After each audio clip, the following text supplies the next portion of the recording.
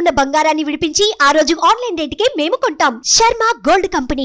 నమస్కారం. సుమన్ టీవీ ప్రేక్షకులకు శ్రీ క్రోధినామ సంవత్సర ఉగాది శుభాకాంక్షలు. ఈ క్రోధినామ సంవత్సరం ద్వాదశ రాశుల వారికి ఏ రకంగా ఉండబోతుంది, ఈ ద్వాదశ రాశుల్లో నవనాయకులు ఎలా ఉన్నారు, ఎటువంటి ఫలితాన్ని ఇస్తున్నారు, వాటి ప్రభావం మనపై ఏ రకంగా ఉండబోతుంది, ఎటువంటి పరిహారాలను పాటించుకోవాలి, ఈ అంశాలను తెలియజేసేందుకు మనతో పాటు ఉన్నారు ప్రముఖ జ్యోతిష్య పండితులు బ్రహ్మశ్రీ నందిపట్ల శ్రీహరి శర్మ గారు.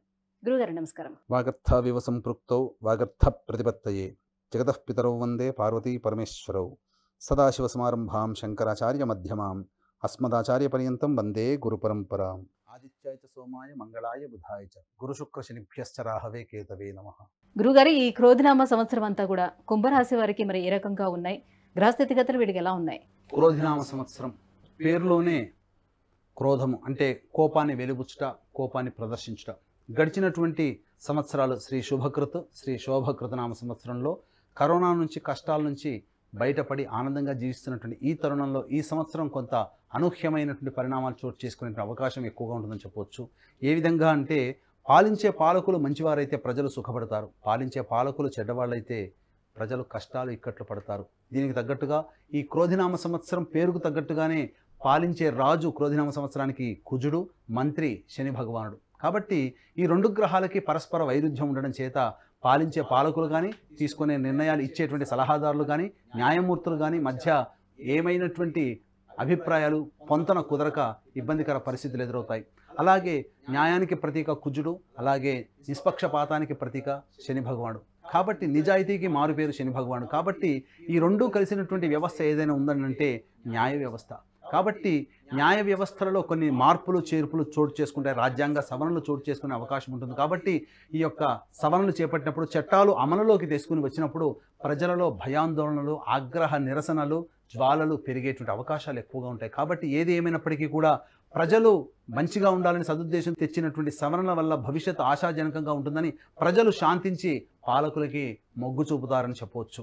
ఇక గమనించుకున్నట్లయితే కుంభరాశిలో జన్మించినటువంటి వారికి ఆదాయము 14, వ్యయం 14, రాజ్యపూజ్యం 6, అవమానం 1. దీన్ని బట్టి మనం గమనించాల్సిన అంశం ఏంటంటే, ఆదాయం 14, వ్యయం 14 అంటే సంపాదించేది 14 రూపాయలు అన్నప్పుడు ఖర్చు పెట్టుకునేది కూడా 14 రూపాయలుగా ఉంటుంది. కాబట్టి ఖర్చులోని అదుపులో ఉంచుకోవయ్యా అని చెప్పి మనకి పట్టిక తెలియజేస్తుంది. ఎందుకంటే భవిష్యత్ అవసరాలకి మానవుడికి ధనం కావాలి కాబట్టి అవసరానికి మించిన ఖర్చులని పెట్టుకోకుండా అవసరానికి తగ్గట్టుగా ఖర్చులు పెట్టుకుంటూ సేవ్ చేసుకోమని మనకి యొక్క పట్టిక తెలియజేస్తుంది. రాజ్యపూజ్యం 6, అవమానం 1 అన్నప్పుడు మీరు చేసేటువంటి ప్రతి పనులలో వెన్ను తట్టి ప్రోత్సహించి మీ మంచిని కోరేవాళ్ళు మీ చుట్టుపక్కల 6 ఉంటే, మిమ్మల్ని ఇబ్బంది పెట్టే విధంగా మీ చెడుని కోరుకునే వాళ్ళు ఒక్కరుంటారు. కాబట్టి ఈ యొక్క విషయంలో మీరు అదృష్టవంతులు. కాబట్టి ఆ ఒక్కరిని కూడా మీరు ప్రేమగా మంచివాళ్ళుగా చేసుకున్నట్లయితే మీకంటూ తిరుగుండదు, మీరు చేసేటువంటి ప్రతి పని విజయవంతం అవుతుందని చెప్పవచ్చు. ఇక గమనించుకున్నట్లయితే జన్మ రాశిలోని శని సంచారము, ద్వితీయంలో రాహువు, చతుర్థంలో గురువు, అలాగే అష్టమంలో కేతువు.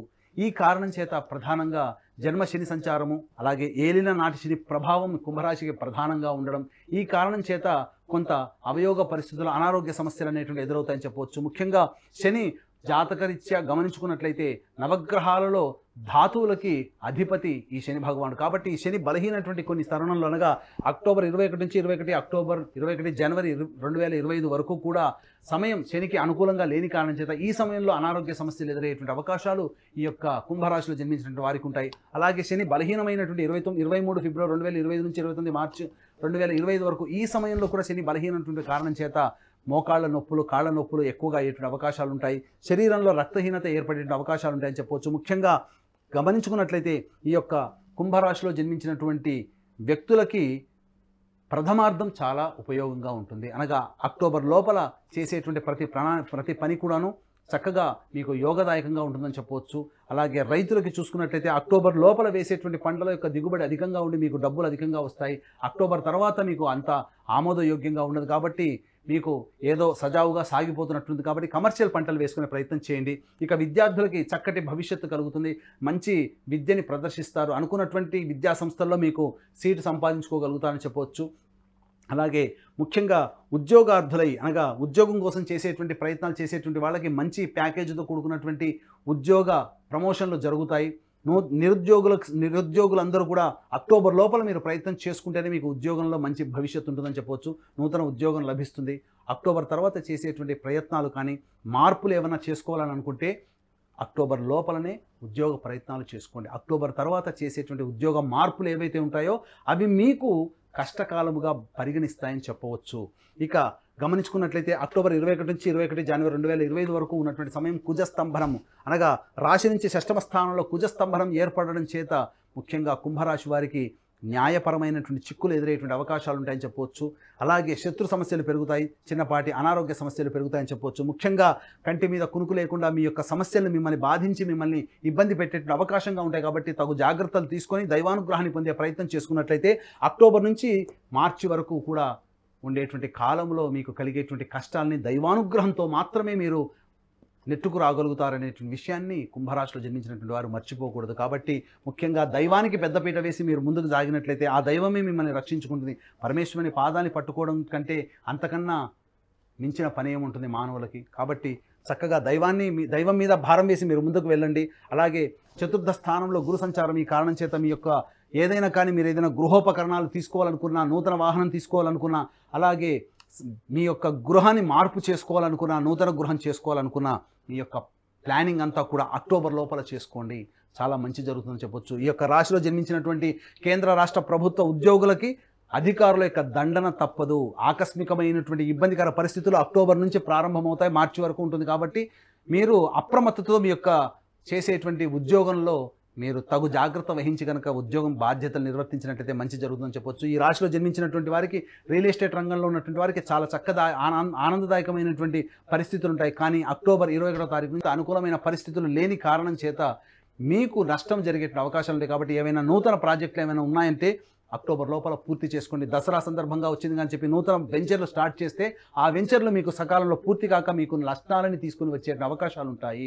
ముఖ్యంగా కేంద్ర రాష్ట్ర ప్రభుత్వాలలో పనిచేసేటువంటి ఉద్యోగస్తులైనా కానీ, ప్రైవేట్ రంగంలో పనిచేసేటువంటి ఉద్యోగస్తులైనా కానీ అక్టోబర్ తర్వాత అనుకూలమైనటువంటి సమయం లేని కారణం చేత మీ మీద లేనిపోని అబాండాలు వేసి మీరు చేయనటువంటి తప్పులకి మీరు బాధ్యులుగా చిత్రీకరించేటువంటి పనులు మీకు జరుగుతాయి. కాబట్టి ఒకంత అప్రమత్తతో వ్యవహరించండి.